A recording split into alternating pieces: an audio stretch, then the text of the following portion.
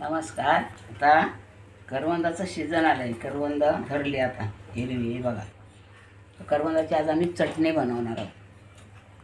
चटणीसाठी साहित्य ही करवंद 1 वाटी, खोबरं 1 वाटी किसून खवणून घेतलं आहे ओलं, लसणीच्या 7-8 पाकळ्या, या गूळ, आणखी अजून कोथिंबीर ना मिरची घ्यायची याच्यात, आणखी मीठ. करवंदना अशी ठेसून घ्यायची, पिशवीत घेतली कारण त्यात चीक गेला पाहिजे आणि बिया काढायच्या ठेचून यायच्या. आपण चीक आणि बिया नाही काढलं तर काय होतं? ती चटणी बरोबर नाही लागत. चीक बिया तडतडीत वाटत नाही चांगल्या आणि चव चव जाते त्याने. चव जाते पण कशी लागते?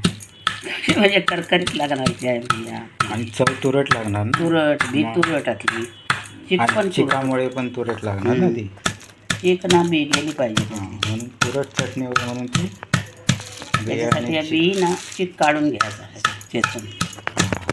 तुम्ही पिशवीत घेतले प्लास्टिकची चेचण्याला.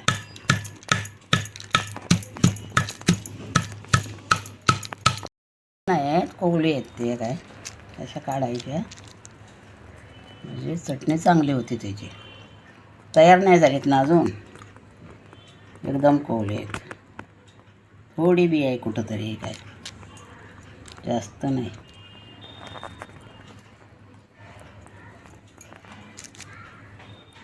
तयार झाली ना की कडक बी असते. हे बघा, करवंद, खोबरं, 4 मिरची ओली, कोथिंबीर, लसूण आणि थोडासा गूळ चवीपुरता आणि मीठ, चवीपुरतं मीठ.